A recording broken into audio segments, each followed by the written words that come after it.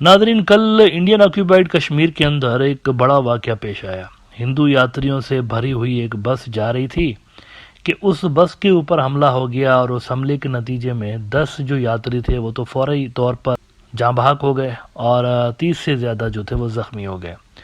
अब कल मैंने लाइव सेशन के अंदर बात करते हुए कहा था कि ये जो वाक़या पेश आया है इसकी टाइमिंग बड़ी इंटरेस्टिंग है। जिस रोज़ मोदी ओथ उठा रहा था तीसरी मर्तबा प्राइम मिनिस्टर बनने का, तो उस रोज़, बल्कि उसी वक्त कहना चाहिए, उससे कोई 1-2 घंटे के आगे पीछे का फ़र्क होगा, तो उस रोज़ ये वाक़या पेश आया है। इसका मतलब ये लग रहा है कि ये वेल प्लान था यकीनी तौर पर। अब इस वाक़ये की ज़िम्मेवारी तो किसी ने कबूल नहीं की, लेकिन कल मैंने ये ख़दशा ज़ाहिर किया था कि पैटर्न हमें ये दर्शाता है कि इंडिया के अंदर जब भी इस तरह का कोई वाक़या होता है तो फ़ौरी तौर पर इंडियन मीडिया या मोदी सरकार जो है ये पाकिस्तान के ऊपर इल्ज़ाम लगा देते हैं। तो पॉसिबिलिटी है कि इस वाक़े का भी इल्ज़ाम वो पाकिस्तान के ऊपर लगा दें, क्योंकि पाकिस्तान कार्ड जो इलेक्शन के अंदर नहीं चला मोदी साहब का, उसको शायद ये रिवाइव करने की कोशिश करेंगे थर्ड टर्म में। उनके बहुत ज़्यादा वोट बैंक डिपेंड करता है पाकिस्तान कार्ड के ऊपर। अब कुछ कुछ चीज़ें उसी जानिब गालिबन जाती हुई नज़र आ रही हैं। इंडियन मीडिया के अंदर जिस तरह की रिपोर्ट्स छपवाई जा रही हैं उससे देखकर यही लग रहा है कि चीज़ों को पाकिस्तान की तरफ डाइवर्ट करने की कोशिश की जाएगी। सबसे पहले तो आपको ये बता दूं कि इंडियन मीडिया कह रहा है जो पैटर्न है इस वाक़े का वो कुछ डिफरेंट सा है। यानी अभी तक जो जम्मू एंड कश्मीर के अंदर वाक़यात पेश आए हैं इस तरह के, वो कुछ अलग तरह के होते हैं। ये ज़रा अलग तरह का है। ये अलग तरह का इस तरह से है कि इसको फॉलो किया गया है, बस को काफ़ी देर तक फॉलो किया गया है, और जो ही ये स्लो डाउन हुई है टर्न होने के लिए, तो उस वक्त एक तो इसके ऊपर हमला किया गया ये वाला। आधे घंटे तक जो आई विटनेसेस हैं वो तो कह रहे हैं कि आधे घंटे से ज़्यादा अरसे तक फायरिंग होती रही। फायरिंग कर रहा था। उसके बाद में 2 मिनट के बाद में बस जो है खाई में गिर गई। गिरने के बाद भी काफी टाइम तक फायरिंग हुआ। उसके बाद में रुक रुक के बीच बीच में फायरिंग होने लगा। लगभग आधा घंटा तक 1 घंटा तक फायरिंग हुआ। उसके बाद में कुछ लोग आए। ये भी एक अजब बात है कि आधे घंटे से ज़्यादा वक्त तक फायरिंग होती रही, तो पुलिस और फौज कहाँ थी फिर? ये भी क्वेश्चन मार्क है ना। और दूसरा, इंडियन अथॉरिटीज़ कह रही हैं कि जो ही ये वाक़या फिर पेश आया तो जो लोग थे जिन्होंने ये कार्रवाई की वो इर्द गिर्द के डेंस बड़ा फॉरेस्ट है, जंगल है, उसके अंदर चले गए। अब इस तरह के जो जंगलात हैं वहाँ पर जम्मू एंड कश्मीर के अंदर, वहाँ पर कोई बंदा ढूंढना इतनी आसान बात होती नहीं। बहुत ज़्यादा एरिया के ऊपर ये जंगलात फैले हुए होते हैं, तो यहाँ पर किसी को इस तरह से ढूंढना ये कोई आसान बात होती नहीं। और अभी तक इंडिया के जो सिक्योरिटी के लोग हैं वो इन्हीं लोगों को ढूंढने में लगे हुए हैं। न्यूज़ 18 ने रिपोर्ट किया है कि CCTV captures bus in J&K's Reasi moments before attack, disturbing terror pattern emerges amid massive manhunt. ये जो आपकी स्क्रीन पे इस वक्त फुटेज चल रही है ये उसी वाक़ये की है। आप देख सकते हैं कि बस जा रही है और इस बस के पीछे आपको एक जीप नज़र आएगी। ये जीप असल में कहा जा रहा है कि उन्हीं लोगों की थी जिन्होंने हमला किया, और उन्होंने काफ़ी दूर से ही इस बस को फॉलो किया है।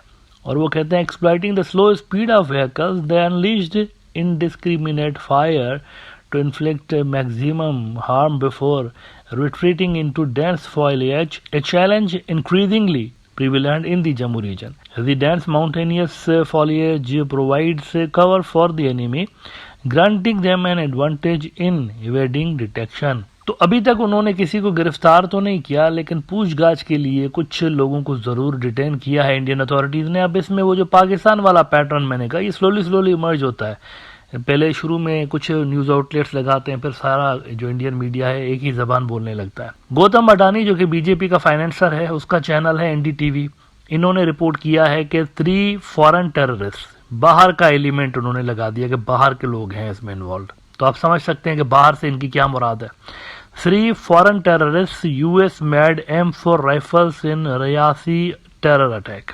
और इसका ज़रा ये हिस्सा देखिए कि अनकन्फर्म्ड रिपोर्ट्स से at least 2 terrorists are hiding in the upper and forested, making it difficult to assess and search. Reaches of the Riyasi region, a massive search operation is underway to locate them. लेकिन ये हिस्सा देखिए इसका कि sources also said the terrorists used M4 carbines, American-made assault rifles developed in the 1980s and used extensively by militaries worldwide, including a variant reportedly in service with Pakistani Special Forces and Special Security Unit of the Sindh Police. वो कह रहे हैं ये जो गोलियां use की गई हैं, जो गन यूज़ किया गया है, ये अमेरिकन गन है और ये पाकिस्तान के अंदर यूज़ होती है। पाकिस्तान में जो सिंध प्रोविंस है उसकी पुलिस इस्तेमाल करती है और इसके अलावा वहाँ पर जो स्पेशल फोर्सेस हैं वो इस्तेमाल करती हैं। तो एक पाकिस्तानी लिंक इसको देने की कोशिश की जा रही है इंडियन मीडिया के अंदर। अच्छा, ये बड़ी ही वैसे बेवकूफ़ी की बात है क्योंकि ये जो राइफल्स हैं ये दुनिया के बहुत सारे मुल्क इस्तेमाल करते हैं। ये अगर आप देखें इजिप्ट वाले भी करते हैं, फ्रांस वाले भी करते हैं, जॉर्जिया वाले भी करते हैं, ग्रीस वाले भी करते हैं, हंगरी भी करता है, इंडोनेशिया, इराक, इजराइल, इटली, ब्ला ब्ला ब्ला ब्ला ब्ला, बहुत सारे मुल्क करते हैं। ये कोई छोटे मोटे राइफल्स नहीं है, हर जगह अवेलेबल हैं।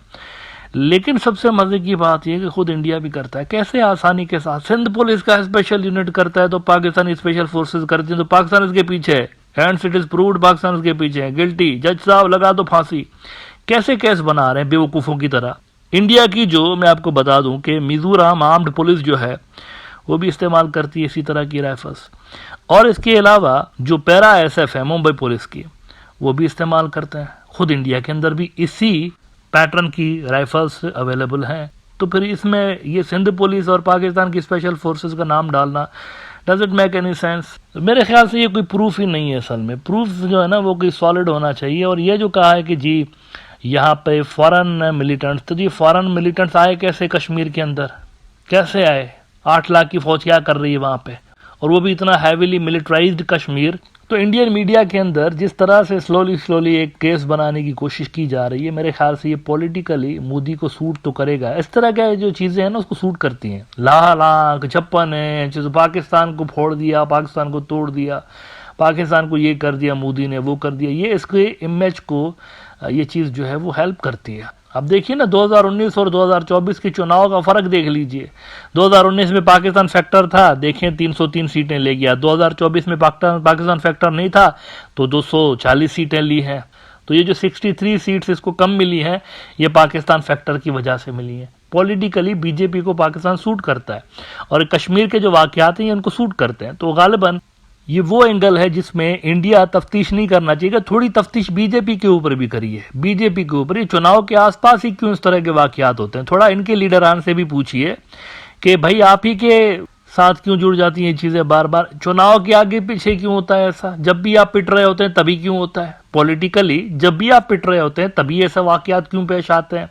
तो इसमें भी थोड़ा सा अगर इन्वेस्टिगेशन ठीक तरह से करनी है तो बीजेपी से स्टार्ट करें। वहाँ से हो सकता है कि जो इन्वेस्टिगेटर्स हैं इस तरह करने से रियल कल्प्रिट्स तक पहुंच भी जाएं।